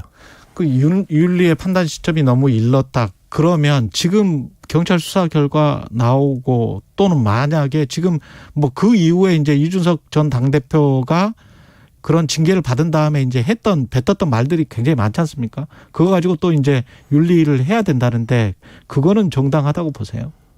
저는 보는 각도에 따라서 다 틀릴 수 있는데 어쨌든 이준석 대표가 가처분 같은 경우 낼 수 있지요. 충분히 낼 수 있다고 보여집니다. 그러나 냈으면 또 이준석 대표는 제가 볼 때에 집권 여당의 당대표를 역임을 했고 또 그게 직무가 정지되어 있는 상태인데 어쨌든 여러 가지 정치적인 행위를 하면서 좀 억울한 게 있더라도 넘지 말아야 될 선은 안 넘는 게 좋다라는 말씀을 드립니다. 만약에 판사 출신 최재형 의원의 말처럼 새 비대위 구성을 법원에서 추가로 제동을 건다면 국민의힘 입장에서는 만약에 그렇게 되면 정말 당혹스러운 상황 아니에요? 그러면 어떻게 정말 외통수 같은 상황이 돼버릴 것 같은데. 그건 어느 쪽으로 가도 마찬가지입니다. 어느 쪽으로 가도 마찬가지다. 그렇습니다.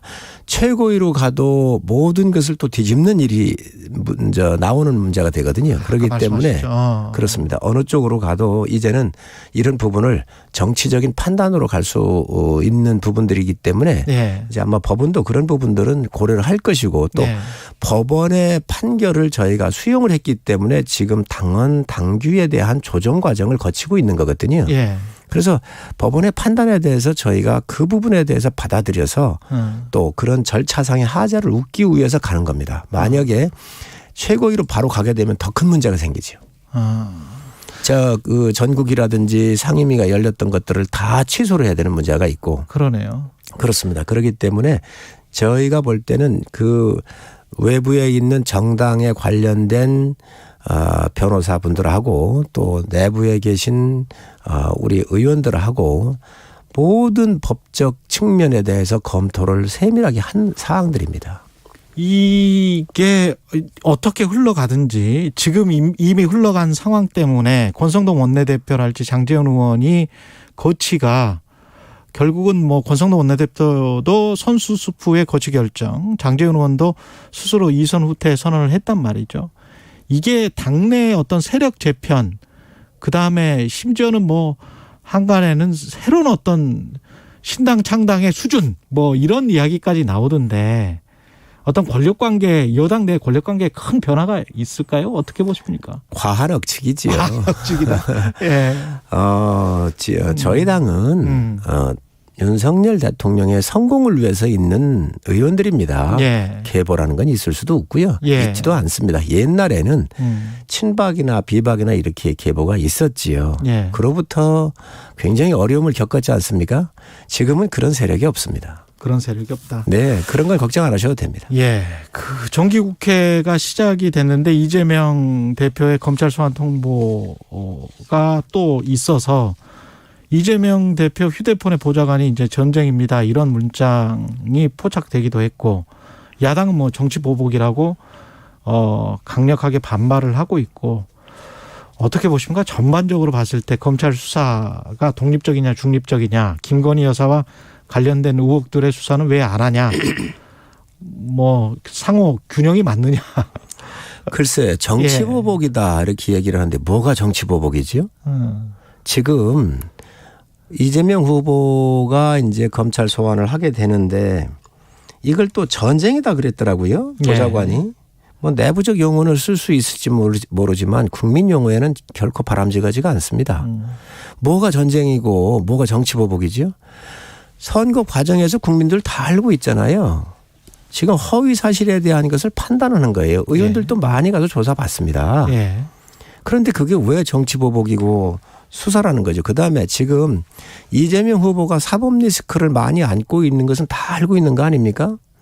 단군 이래 최대의 이익 환수한 사례란 모범 사례라고 한다면 이번에 검찰에 가서 수사받는 거는 그다음 문제일 텐데 이거하고는 관련이 없을 텐데 대장동이나 백현동 이런 부분들은요 본인이 스스로 자청해서 수사받을 사항입니다. 엄청나게 의혹이 많잖아요. 변호사 대납 의혹 같은 경우 왜 문제가 있으면 김성태 같은 쌍방울 회장이 왜 해외로 도주를 했을까요? 이런 부분을 본인이 적극적으로 나서서 떳떳하게 밝혀지면 더 입지가 튼튼해지고 당내에서도 다음 대선에 훨씬 더 좋은 입지를 가질 겁니다. 그런데 왜 그런 것들을 정치보복이라고 그러지? 그리고 그런 사건들은 제가 볼 때 민주당 내부에서 다 나왔던 얘기들이에요. 저희가 고발한 것보다도 자체적으로 고발되거나 문제가 불거졌던 내용들 아닙니까? 그러네. 또 김건희 여사 얘기를 하는데 민주당 정권에서 탈탈 털었습니다. 민주당 친문 검사들이 드글드글 안 했나요? 그분들이 다 털은 거예요. 그래도 기소를 못한 겁니다. 그런데 그거를 왜 지금 시점에서 끌어들이는지 아주 다분한 정치적인 이재명 대표의 사법 리스크를 희석시키기 위한 아주 교묘한 정치적 술수라고 보여지는데 떳떳하게 저는 수사받으시라. 도이치모터스 주가 조작 사건 같은 경우는 아직 좀 미진한 부분이 있지 않습니까? 주가 조작을 10년 동안 하는 거 보셨습니까? 주가 조작은요 3개월이나 6개월에 끝내는 겁니다. 그 주식을요 10여 년 동안 갖고 있었어요. 그리고 주가 조작이라고 하는 것은 시세 조정이거나 되게 그런 거 아니겠습니까? 뭐 빠질 때 받치고 올라갈 때 좀 그 끌어올리고 이런 거잖아요. 그런 거 있었으면 이미 그냥 있을 수가 없습니다. 그리고 이미 검찰총장 그 이전에도 금감원에서 다 조사를 했었던 내용들이거든요. 그렇기 때문에 만약에 문제가 있었으면 이 엄혹한 대선 레이스 전국에서 야당 후보의 부인이었는데 놔뒀겠어요. 그래서 그런 것들이 저는 뭐 있을 수 없는 이야기고 왜 자기들 정권 잡아서 그 친문 검사들이 검찰 장악하고 있을 때 해결하지도 못했는데 지금 와가지고 그걸 뒤집어 씌운다고 해서 국민들께서 다 아시지 않겠어요? 알겠습니다. 시간이 좀 많이 안 남았는데 BTS 이야기를 좀 해봐야 될 것 같은데요. BTS 병역 특례 관련해서는 송 의원님이 여러 가지 제안도 하셨었고 여론조사 한번 해봤으면 좋겠다라는 게 또 이야기가 나오고 있었습니다. 그 국회에서 의원님이 제안하신 거죠. 그렇습니다. 그 여론조사라고 하는 것은 뭐 여론조사로 병역을 면제하자고야 할 수 있습니까? 국민의 여론이 어떤지를 좀 보자. 그런 뜻에서 참고 자료를 좀 보자는 거고요. 중요한 것은 공정하냐 이겁니다. 지금 42개의 병역을 면제해 주는 콩쿨 대회가 있어요. 외국의 것도 있고 국내에서도 보면 윤희상 콩쿠르에서 우승하면 군대 안 갑니다. 서울국제 무용 콩쿠르에서도 우승을 해도 안 갑니다. 42개나 있어요 그게? 그렇습니다. 국내외 합해서 국내가 이게 7개인가 있습니다. 코리아 발레 콩쿠르, 제주국제 관악 콩쿠르, 전주 대사슴 놀이에서 전국대회에서 해도 안 갑니다. 근데 그래미 어워드 전국 신인 무용 경연대회에서도 우승을 해도 안 가거든요. 그런데 그래미 어워드나 아메리칸 어워드, 빌보드 어워드 같은 경우는 굉장히 국가를 국가의 그렇죠. 네. 브랜드를 끌어올린 거잖아요. 그렇죠.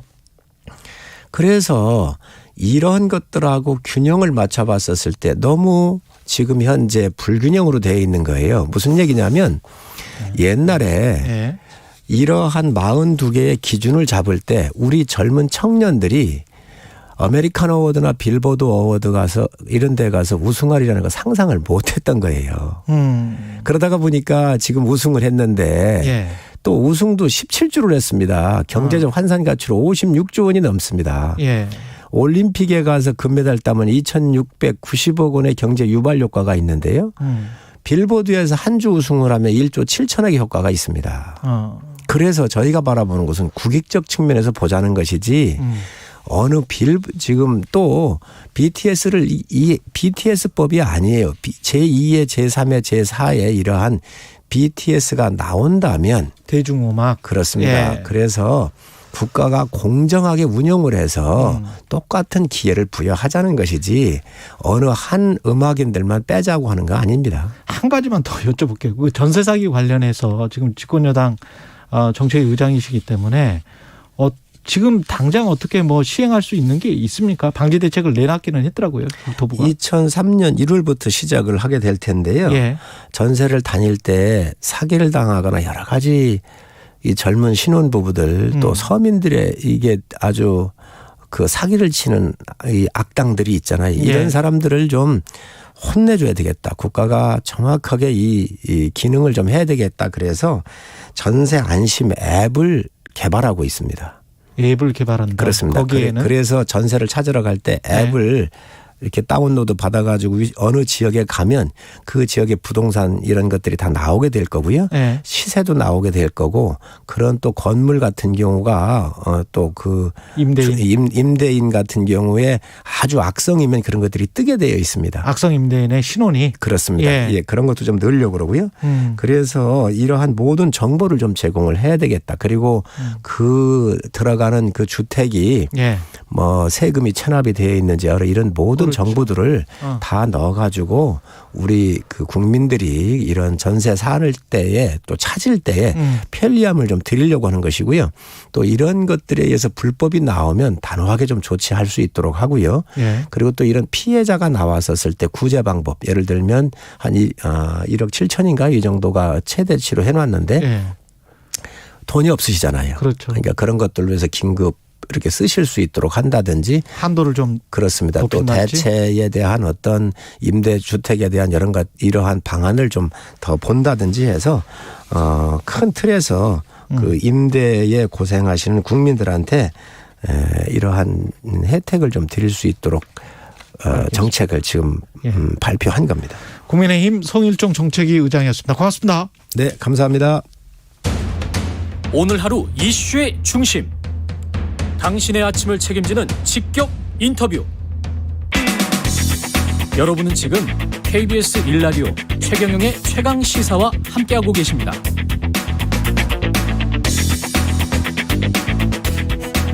네, 윤석열 대통령 취임식 초청 명단 놓고 연일 논란이 이어지고 있는데요. 보도도 계속되고 있습니다. 윤석열 대통령 처가와 관련된 사건을 수사 중인 경찰관이 취임식에 초대됐다는 사실 최근에 드러나면서 이게 수사 압력 아니냐 이런 논란까지 제기되고 있습니다. 20대 대통령 취임준비위원장 박주선 전 국회부의장 연결돼 있습니다. 안녕하세요. 안녕하십니까. 예, 의장님이 그 취임식까지 총괄했었던 거잖아요. 취임준비위원장이면 그죠? 예, 그렇습니다. 예, 그때 그 초청을 어떻게 했었나요? 우선은 대통령 취임식을 관례와 원칙과 기준에 따라서 했는데요. 우선 일반 국민들이 취임식에 참여하기를 원하는 분들이 많기 때문에 인터넷으로 무작위 추첨을 해서 한 25% 10,000명 정도를 했고요. 또 입법, 사법, 행정부의 각 기관에 각 분야의 대표성이 있고 또 관련이 있고 또 국민통합이 역할을 해줄 수 있는 분들을 참여할 수 있도록 거기에 한 25%를 배당을 했고요. 예. 그다음에 집권당을 비롯한 정당에 한 25%를 또 배정을 했습니다. 예. 그리고 이제 해외 동포, 그리고 이제 외교 사절, 또 이런 분들, 그리고 특별 초청이라고 해가지고 국위를 선양하거나 국가와 사회에 헌신하고 봉사하고 또 어려운 여건과 환경을 극복하고서 성공의 스토리를 만들어낸 감동을 준 분들, 경찰관, 소방관, 간호사 등등 이런 분들을 사회 등불 역할을 한 분들을 저희들이 자료를 찾고 또 추천을 받아서 발굴하고 해가지고 엄정히 선정을 해서 700분을 선정을 했습니다. 700분. 그러면 25%면 75%, 700분이면 각각 10,000명씩이었는데 10,000명 빼기 700명을 하면 9,300명은 그러면 어디서 나온 거죠? 인터넷으로 추천을 받았습니다. 아니 아까 인터넷으로 무작위 한 게 25% 10,000명. 전체가 지금 한 4만여 명이. 네, 4만 한 1,000명 정도. 4만 1,000명 정도가 그때 참석했다고 KBS가 보도를 했고요. 맞습니다. 그러면 10,000명 하면은 3만 명이고 지금 700명은 취임식 준비위에서 한 것 같고. 그리고 각 정당에 또 배정을 했고 그다음에 예. 대통령 인수위원회, 대통령 취임 준비위원회로 취임식에 참석하고 싶다고 신청한 분들이 자천을 많이 옵니다. 예, 그래서 거기에서 한 15% 정도 이렇게 했습니다. 그렇군요. 그러면 지금 언론에서 계속 논란이 되고 있는 게 처음에 논란이 됐던 거는 극우 유튜버. 네. 그다음에 지금 최근은 공공지구 수사했던 경찰, 이건 장모님 연관 사건이죠. 그다음에 도이치모터스 회장의 아들 이렇게 돼 있거든요. 근데 이 사람들 우선 제가 말씀드리고 싶은 것은 대통령 취임식에 초청한 분들은 원래 먼저 신청을 위주로 합니다.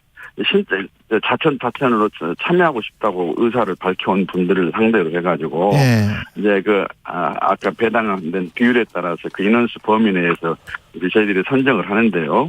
우선 선정하는데 인터넷을 통해서 무작위 추첨 방식으로 온 분도 있고 또 본인들이 자청해서 좀 참석하기를 해달라고 요청해서 선정이 되는 사람도 있고 그럽니다. 그런데 대통령 취임식은 현행범이거나 재소자로서 수감생활을 하는 사람을 제해놓고 본인이 참여하려고 하는 분들은 될 수 있으면 많이 참석을 해드려야 되는데 코로나 상황이라든지 그 장소적인 상황 때문에 4만 1,000명 정도로 저희들이 제한을 했거든요.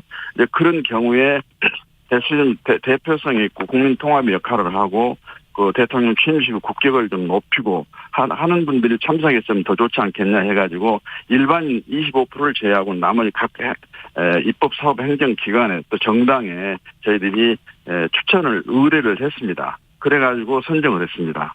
근데 상식적으로 보면 대통령이나 대통령 일가가 추천하는 사람도 당연히 취임식에 참석해 하는 거 아닌가요? 보통? 당연하죠. 취임식에 초청을 친인척들이 있고 지인이 있어가지고 참석을 원한다면은 당연히 저희들한테 참석할 수 있도록 좀 해달라고 신청을 합니다. 당연히 그래서 이제 윤석열 대통령의 부친께서도 참석을 했던 거고 그렇죠. 그렇습니다. 예, 대통령하고 같이 근무했던 옛날에 전직 동료들 그런 분들도 오고 그랬습니다.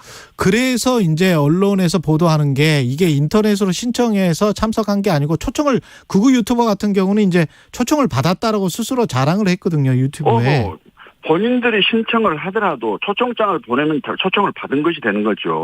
그렇게 되는 거다. 저희들이 보수 유튜버를 찾아가지고 일부러 초청을 한 것이 아니고 본인들이 신청을 하게 되면 저희들이 신원조사를 마쳐가지고 문제가 없다고 하기는 초청장을 보낸 거니까 초청을 받았다고 이야기를 하는 거겠죠. 그러면 이게 누가 추천을 했는지 본인이 신청을 했는지는 어떻게 알 수 있을까요? 그건 알 수가 없습니다. 왜냐하면은 모두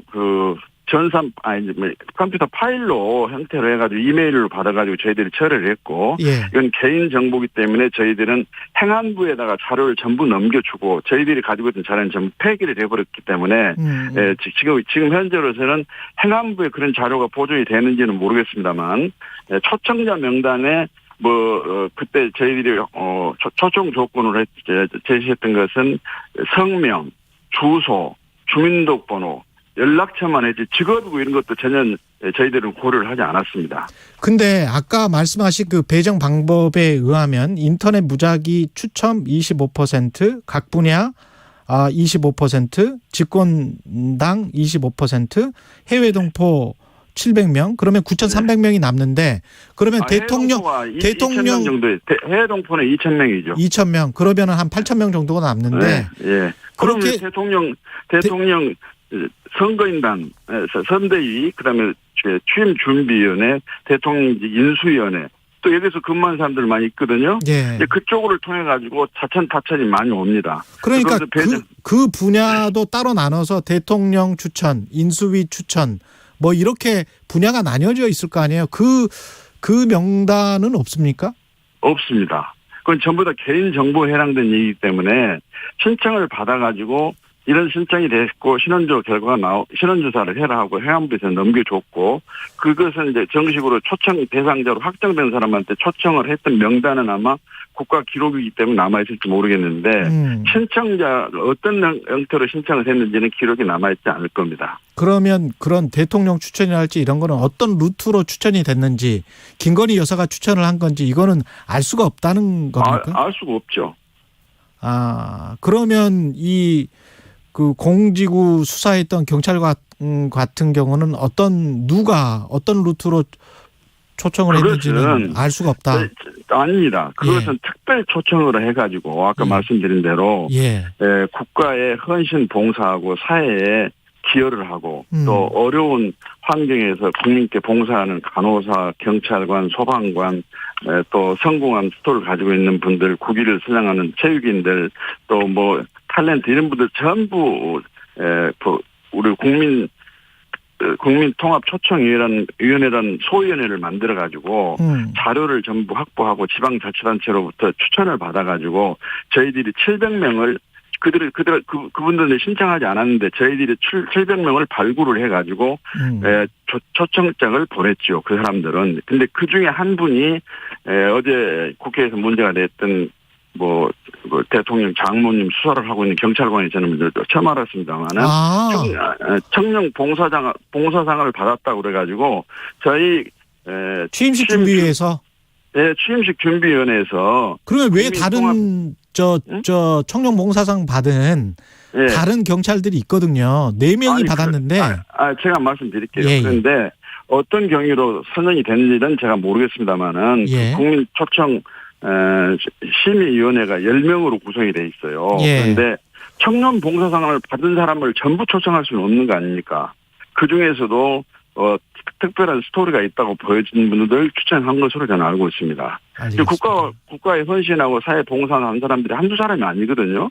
근데 이제 그렇다고 신청자가 막 쇄도하는데 특별 초청 인사를 갖다가 너무 많이 해도 문제가 있지 않느냐. 그래서 적어도 1,000명선 아래로 해가지고 한번 하자. 그런 내부적인 기준을 정해가지고 했는데 국민 초청 선정위원회에서 그 경찰관은 선정한 것으로 저는 사후에 알았습니다. 알겠습니다. 그런데 그분이 누구 수사한 경찰관이고 담당 직무가 뭔지 이건 알 수가 없어요. 여기까지 듣겠습니다. 박주선 전 국회 부의장 겸 대통령 취임 준비위원장이었습니다. 고맙습니다. 네.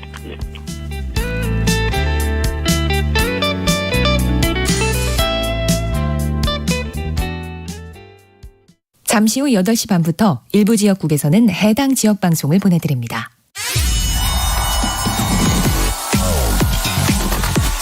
여러분, 경제가 어려워서 너무 힘드시죠? 그래서 준비했습니다. 대한민국 경제 오디션 내가 경제스타 K. 경제와 관련된 이야기라면 모두 환영합니다. 총 상금 6천만 원을 준비했습니다. 자세한 내용은 오후 4시 5분 홍사원의 경제쇼에서 알려드릴게요. 진행은 서툴지만 내용은 알찹니다. 진실의 편에서, 정의의 편에서, 약자의 편에서 뉴스를 전합니다. 주진우 라이브와 함께 더 많이, 더 오래 웃었으면 좋겠습니다. 매일 오후 5시 5분 KBS 1라디오 주진우 라이브. 지금 시각은 8시 30분입니다. KBS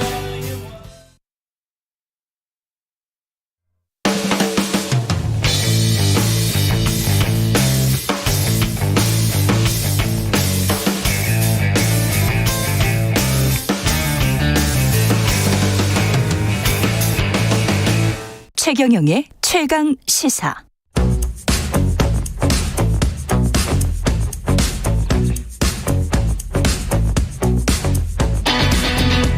심리로 들여다보는 세상 이야기. 뉴스는 십니다. 네, 정치, 경제, 사회 등 우리 사회의 다양한 이슈를 심리학적 관점에서 풀어보는 시간입니다. 뉴스는 십니다. 김경일 아주대학교 심리학 교수. 예. 여름방학 마치고 오랜만에 뵙습니다. 네, 예. 안녕하세요. 개강과 함께 찾아뵙습니다. 예. 출장으로 굉장히 바쁘셨는데 잘 지내셨죠? 네. 다른 일도 많이 하고 그다음에 논문 지도도 하고 연구할 거리도 좀 만들고 근데 이제 좀 왔다 갔다 하는 일이 많아가지고요. 근데 김태형 교수님이 워낙 또 잘해주셔서 저도 이제 나중에 유튜브에 올라오는 걸 다 봤거든요. 그 전에도 사실은 김태형 교수님이랑 두 분이서 강연을 하셨더라고요. 저도 나중에 찾아보니까. 네. 전공이 같습니다. 그러니까 심리학 내에서의 전공도 같고. 아, 그러시구나. 네, 일도 굉장히 많이 하고. 네. 그래서 근데 성격은 저랑 정반대예요. 저는 굉장히 산만하고 김태형 교수님 굉장히 꼼꼼하시고. 꼼꼼하시더라고요. 네. 그래서 제가 실수하는 거 있으면은 항상 그 뒤에 참고문은 틀렸습니다. 아, 예, 알겠습니다. 또 훌륭한 또 후배 교수를 두셨군요. 예. 꼼짝 못합니다. 예. 오늘의 주제는 사람들은 왜 자신이 틀렸다는 걸 인정하지 못하나. 네. 이게 맞는 것 같아요. 네. 사실 우리가 나이 들어가면서 보이는 그 경향성 중에 하나기도 합니다.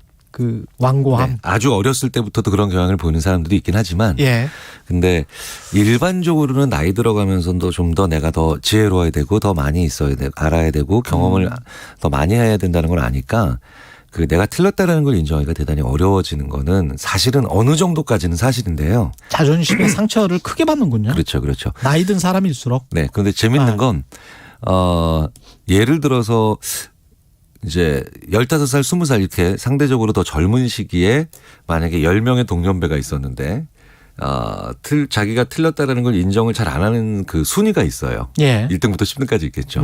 그러면 전반적으로 이게 다 상승하는데 순위는 잘 안 바뀝니다.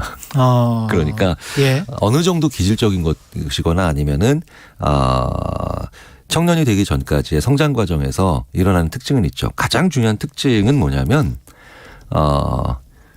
그 순간적인 두려움, 그 순간적인 어떤 그 부끄러움이나 순간적인 어떤 그 당황스러움을 굉장히 두려워하는 거예요. 사실 이 실수를 인정하지 않는 것의 가장 중요한 근본은 두려움입니다. 네네. 두렵지 않은 사람은 흔쾌히 인정하게 되어 있거든요. 네네. 그래서 왜 우리가 이제 범죄자들도 처벌은 다 두렵지만 그런데 양심이 그 두려움을 넘어서는 순간에 잘못을 인정하거나 그렇죠. 아니면 그 두려움을 사실관계라든가 이런 것들이 모든 것이 넘어서 버려서 그 두려움을 어떻게든 무언가가 넘어서는 순간에 인정을 하기가 쉬워지거든요. 그러니까 사소한 순간, 그러니까 아이들이 두려운 게 적으니까 인정을 잘하는 겁니다. 네, 어른들은 많이 앓는 것 때문에 두려움도 또 사소하게 또 많이 키우는 것들이 있거든요. 그렇군요. 네. 아이들 같은 경우는 뭐라고 해야 될까요? 본인이 이뤄놓은 것이 그렇게 많다라는 어떤 자의식 같은 게 상대적으로 약할 것이고 특히 정치인들이랄지 경영인들 경영인들 명사들은 쉽지 않겠네요. 그렇죠. 이게. 그래서 조금 더 이제 심리학자들이 어떤 심리학자들 관점을 보면 성장 과정에 많이 주목을 하잖아요. 성장 과정. 네. 그러니까 어렸을 때부터 부모의 양육 과정에서 약간 두려움을 좀 많이 심어준. 부모가 두려움을 많이 심어주거나 아니면 권위적인 부모를 만나거나 아니면 조금 실수를 용납하지 않는 그런 부모를 만났을 때 아이들이 커가면서 약간은 그 왜곡된 완벽주의로 가는 경우들이 있어요. 그렇군요. 네, 저는 완벽주의란 말을 좀 너무 긍정적인 요소들을 많이 써서 우리가 생각을 하고 있는 것 같은데 심리학에서는 아주 안 좋은 의미, 그러니까 아주 왜곡된 삶을 만들어내는데 그 사람의 사회적 성취나 능력과 무관하게 예. 완벽주의라고 하는 것이 굉장히 안 좋은 측면이 많다라고 지적을 많이 하죠. 예. 그러면 그렇게 생각을 해보면 과거 세대 부모님들은 대부분은 권위적이었던 그렇죠. 것 같은데 네네. 그런 환경에서 태어나서 자란 한국인들 중년 세대 이상들은 그렇죠. 네. 그러면 이게 잘 안 되겠네요. 그렇죠. 그러니까 지금 그 권위적인 부모들이 이제 별로 많지 않잖아요. 예. 예전에 비해서 확 줄었죠. 그렇죠. 네. 그렇기 때문에 그 권위적이지 않은 부모에게서 양육받은 지금의 뭐 10대, 20대, 30대가 봤을 때 어떻게 저렇게 사소한 실수 하나도 잘못했다는 얘기를 흔쾌히 못하나라고 보면서 오히려 젊은 세대들이 봤을 때는 좀 기가 찰 노릇이 될 때도 있죠. 그래서 네네. 꼰대라는 단어가 그렇죠. 나오는 거구나. 네네. 잘못을 해서가 꼰대가 아니라 이 잘못을 흔쾌히 인정을 하지 않는 마치 그러면 자기가 무너지는 것 같은 이런 그런 생각들을 가지고 있는 모습에서 뭐 저런 모습을 보이지라고 하면은 그때는 강한 꼰대감. 여기서 한 발자국 더 나가서 그걸 실수라고 하지 않고 다 네 생각을 위해서 한 거야. 그러네. 다 조직을 위해서 하다 보니까 이제 이러면 궤변. 네. 궤변까지 가다 보면 이제 답이 안 나오는 그런 현상이 나오죠. 거기에 지금 궤변 말씀하셨으니까 어떤 그런 감성적인 요인 그러니까 뭐 성장 과정에서의 요인 말고 어떤 인지적인 편향 같은 것도 있습니까? 그럼요. 예. 그 인지적인 편향이 이제 사고 방식이잖아요. 예. 근데 사고 방식을 만들어내는 가장 중요한 것 중 하나가 최근에 심리학자들이 개방성이에요. 개방성? 개방성의 그 옆에 비슷해 보이지만 전혀 다른 방식으로 사람의 생각을 만들어내는 게 우호성이거든요. 우호성. 네네.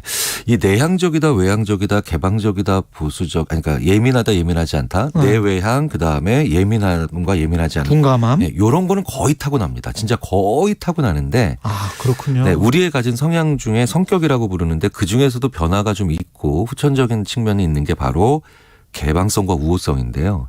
되게 비슷해 보이지만 진짜 많이 다릅니다. 다릅니까? 네, 우호성은요. 잘 지내자. 한마디로 이런 거죠. 저 사람과. 네네. 예. 근데 개방성은 내가 틀렸다는 사실을 알려주는 사람도 피하지 말자. 이게 핵심이에요. 네네. 그런데 우리 사회가 이 둘을 되게 모호하게 구분을 하면서 거의 구분을 심지어 안 하는 경우도 있고요. 예. 그래서 개방성은 떨어지는데 우호성만 높은 사람을 만들거나 그런 집단을 만들어내면 절대로 실수를 용납하지 않고 그래서 실수를 인정도 하지 않는 이상한 문화가 생기거나 이상한 개인이 탄생하기 딱 좋습니다.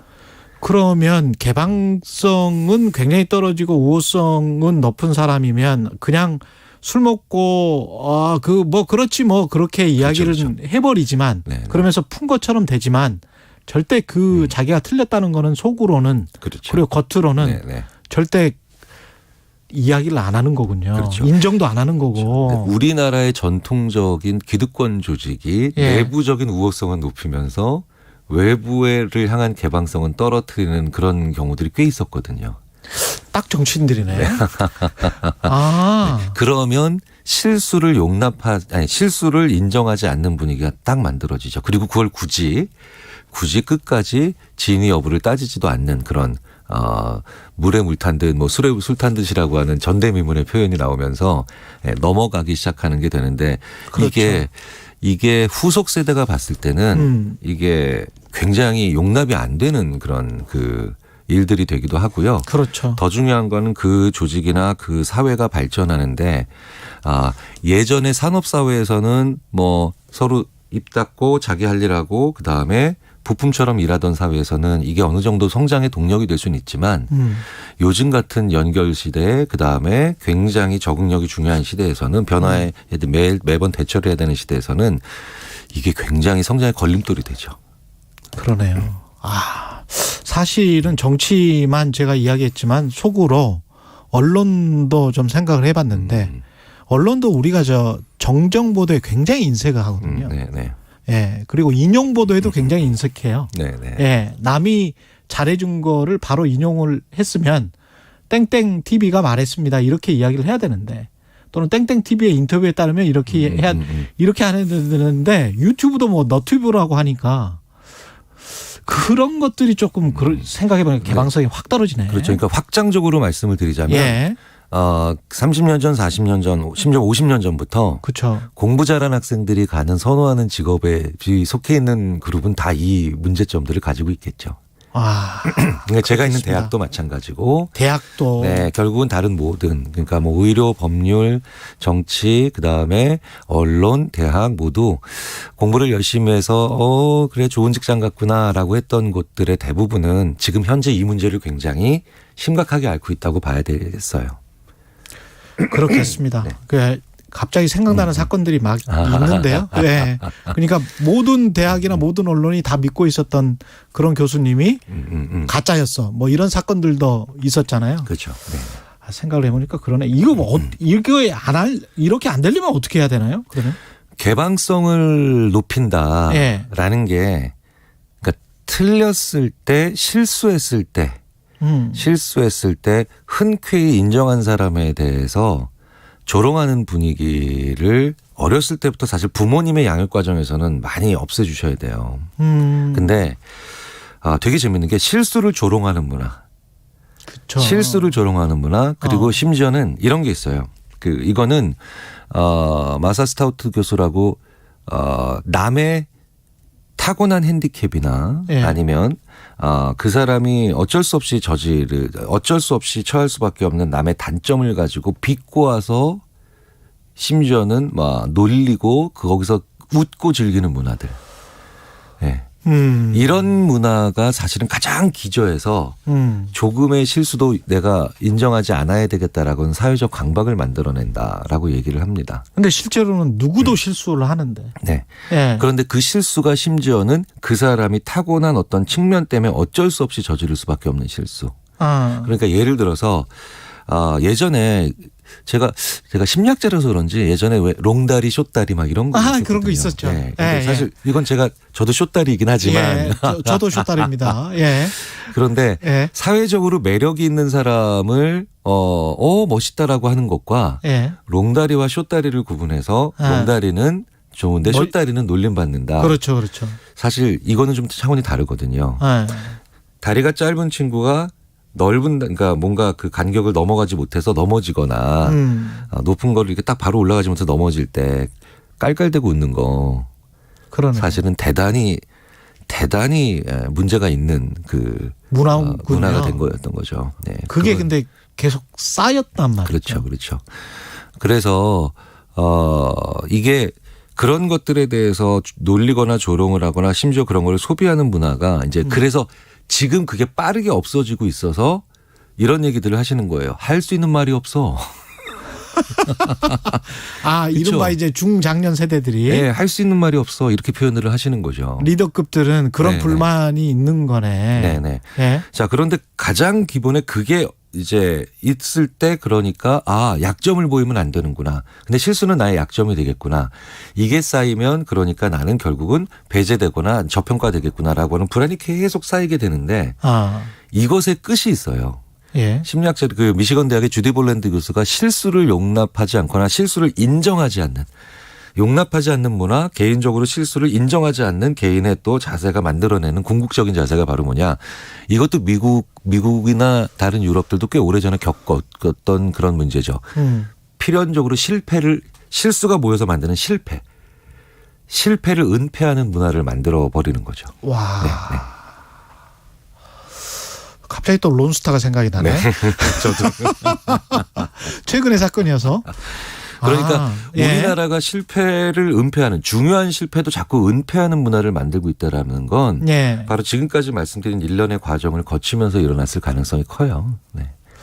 그렇구나. 네. 그러니까 결국은 실수를 흔쾌히 인정하는 사람 있죠. 툭 터놓고 이야기한다는 게 정말 쉽지가 않거든요. 그런 사람을 리더로 만들고 리더로서의 가치를 인정하는 건 리더가 아닌 권력자가 아닌 우리 일반 국민들이 가질 수 있는 최고의 무기예요.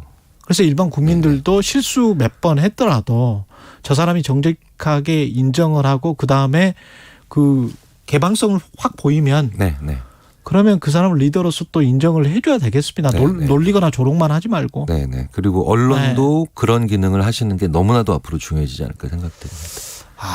솔루션 저널리즘이 유행을 하고 있거든요. 서구 사회에서는 솔루션을 제공하신 것 같습니다. 오늘도. 예, 김경일 아주대학교 심리학과 교수였습니다. 고맙습니다. 감사합니다. 예, KBS 1라디오 최경영의 최강시사 듣고 계신 지금 시각 8시 45분으로 향하고 있습니다. 이 시각 출근길 교통정보입니다. 여전히 도로 위로 사고가 잇따르고 있습니다. 영동고속도로 강릉 쪽으로는 반월터널에서 부곡 사이와 신갈분기점 부근, 다시 마성터널에서 양지터널 사이로 정체되는데 이 사이 서용인분기점 부근 1차로에서는 사고까지 났습니다. 제2경인고속도로 성남 쪽으로 광명 부근에서도 사고가 나면서 안현분기점부터 정체입니다. 서울시내 분당수서로 청담대교 쪽으로 탄천 1교 부근 1차로에서도 사고가 났는데요. 이 여파바다 뒤로 복정나들목부터 정체 심해졌습니다. 강변북로 구리 쪽으로 양화대교 부근에서도 사고가 나면서 2개 차로가 막혀 있는데요. 이 여파바다 행주대교 이전부터 정체 심합니다. 동부간선도로 성수분기점 쪽으로 노원교 부근 1차로에서도 사고 처리 작업을 하고 있습니다. KBS 교통정보센터에서 김민희였습니다.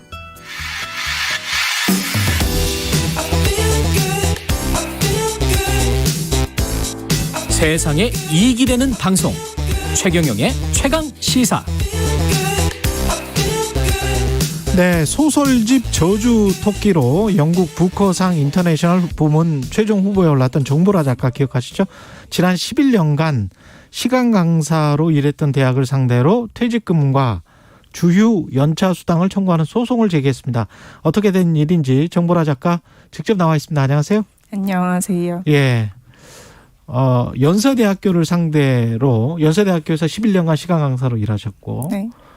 러시아 문학을 가르치셨죠? 러시아어, 러시아 문화, 문학 다 가르쳤어요. 아, 러시아어, 러시아 문학, 러시아 문화. 네. 그랬는데 퇴직금과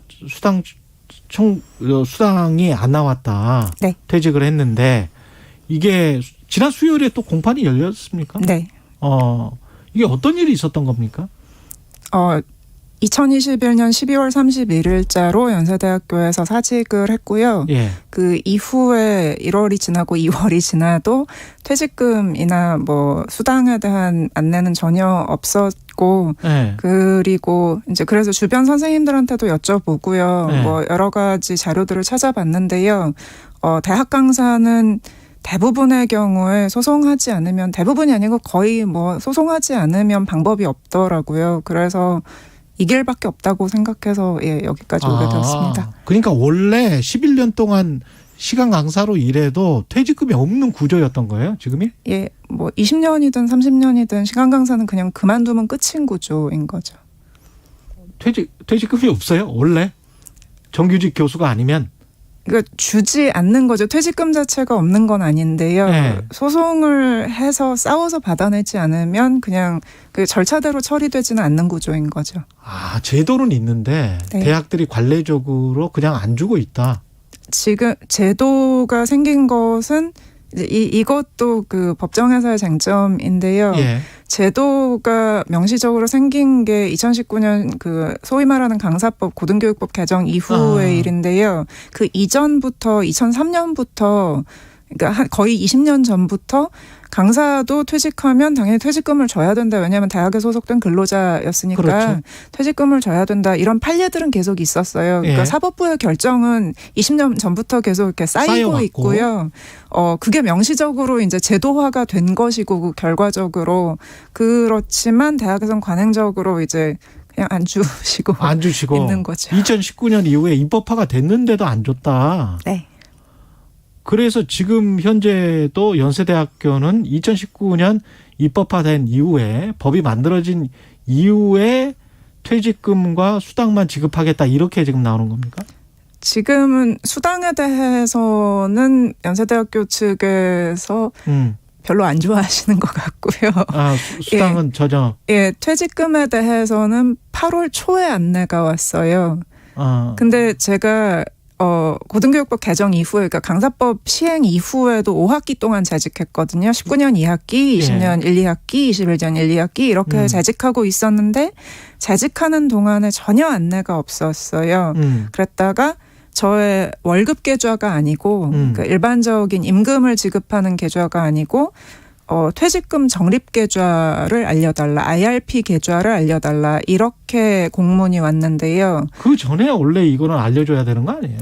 예, 재직 기간 동안 IRP 계좌라는 용어를 단 한 번도 들어본 적이 없어요. 관련 안내도 한 번도 받은 적이 없고요. 모르셨군요. 네. 일반 근로자들은 다 알고 있는 제도인데. 네. 예. 아, 이게 좀 서글프네요. 북고상 최종 후보에 올랐던 작가가 대학에서, 그것도 한국에서 가장 유명한 대학 중에 한 곳에서 퇴직금을 못 받아서 소송을 하는 게 이상한데. 예, 강사의 현실은 그렇습니다. 학교는 어떻게 계속 소송을 하겠다는 겁니까? 학교 측에서는 학교 측의 입장을 제가 알 수는 없고요. 예. 일단은 지급할 이유가 없다는 입장이시겠죠. 지급할 이유가 없다. 네. 아까 말씀하셨는데, 그러니까 퇴직하고 그 직전에도 아무런 여기과 관련된 어떤 정보랄지 이런 것들을 학교에서 몇 달 동안 제공하지 않았던 예, 전혀 제공하지 않았어요. 8월 초까지 전혀 관련된 안내가 없었어요. 아이들 가르치는 거는 어느 정도 하셨어요? 주 몇 시간 정도 하신 겁니까? 그게요, 네. 그것도 이제 학교에서는 그러니까 소정 근로 시간, 즉 강의 시간만 가르쳤다 이렇게 말씀을 하고 계시는데, 강의 시간만 노동이다. 예, 강의 시간만 가르쳤다고 하고 계시는데, 학교를 다녀보신 분은 다 아시겠지만 강의 시간 이후에 그러니까는 숙제가 있잖아요. 선생님한테 그럼요. 질문을 할 수도 있고 진로 상담을 할 수도 있고 굉장히 여러 가지가 있는데, 그러면 강의를 준비하는 시간이 있고 이후에 출석 체크를 입력하고 학생들의 과제를 출제하고 점검하고 평가하고 코멘트하고 학생들 질문에 대답하고 상담에 응하고.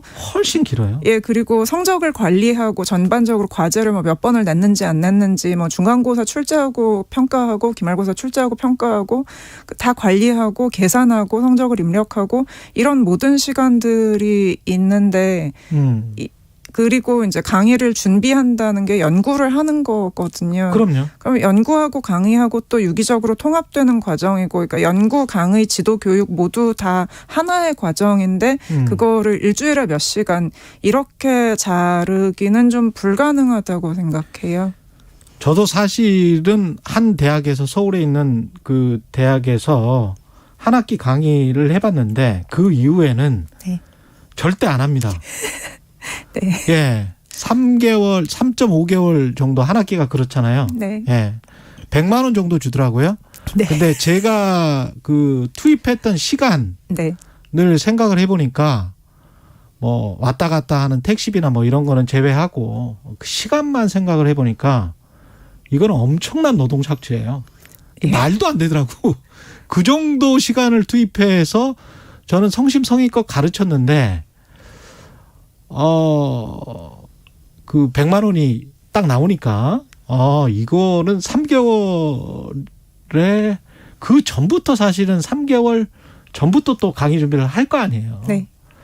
마찬가지셨을 것 같은데, 지금 상황이. 예, 그 부분이 이제 그런 걸 제가 말씀드리고 싶은 거 질문해 주셔서 감사합니다.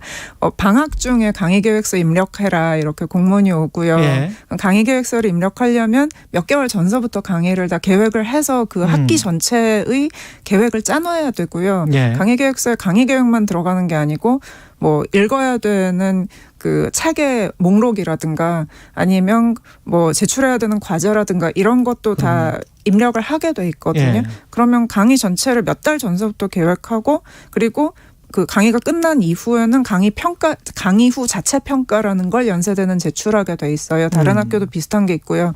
그러면 내 강의에 대해서 어떤 부분을 내가 노력하고 있고 어떤 부분은 보강해야 되고, 학생들의 코멘트를 들어봐서 이런 점은 어떻게 수정을 했고, 그런 것도 다시 이제 성찰을 하면서 또 입력하게 돼 있거든요. 그러니까 강의가 종강하는 순간 끝나지 않거든요. 예. 그럼 계속 이어지고 있고요. 그래서 강의 시간만 근로 시간이다 이렇게 말하는 것은 고등교육에 대한 몰이해가 아닐까 그렇게 생각하고 있어요. 몰이해와 더불어서 약간 좀 모욕적이더라고요. 네, 그런 측면도 좀 있죠. 그렇죠. 그렇게 느끼실 것 같아요. 그래서 일반적인 시간 강사를 어떻게 보면 대표해서 유명 작가가 소송을 내신 것 같다. 이런 느낌도 저는 받았거든요. 저는 제가 유명 작가가 영광입니다. 된 것은 아주 최근의 일이고요. 예. 그 이전에 제 인생의 4분의 1 정도 강사로 살았어요. 그렇기 때문에 저는 작가보다는 강사의 현실을 훨씬 더 잘 알고 있고요. 그래서 제가 이 일을 시작하기 전에 이미 2003년부터 그 판례들이 있었잖아요. 네. 그러니까 정말로 앞에 나서서 이렇게 판례를 일구어 주신 선생님들이 계시고 또 이번에 그 강사법 제정 이후에 그 3년 임용 기간이 다 돼서 그동안 연구 업적도 쌓았고 강의 평가도 좋았고 학생들하고 굉장히 많은 것을 쌓아 올렸는데도 불구하고 해고되신 선생님들이 계세요. 그 선생님들이 저한테 응원의 메시지를 보내주고 계시거든요. 예. 그러면 또 저희 동료 선생님들을 위해서라도 저도 작은 판례 하나 쌓아 올려서 다른 강사 선생님들이 또 이후에 강사 선생님이 되실 후배들을 위해서라도 제가 같이 좀 나아가야 되지 않을까 그런 생각을 하고 있습니다. 그 이번 소송을 하는 이유 또 그리고 이번 소송을 꼭 이겨야 하는 이유를 지금 말씀을 하신 거네요. 네. 예, 정보라 작가님 입장에서는 그렇고 저주 토끼 또 다른 작품 기대해도 되겠죠? 네. 예, 여기까지 하겠습니다. 정보라 작가였습니다. 고맙습니다. 감사합니다. 예, 9월 2일 금요일 KBS 1라디오 최경영의 최강시사였습니다. 저는 KBS 최경영 기자였고요. 다음 주 월요일 아침 7시 20분입니다. 다시 돌아오겠습니다. 고맙습니다.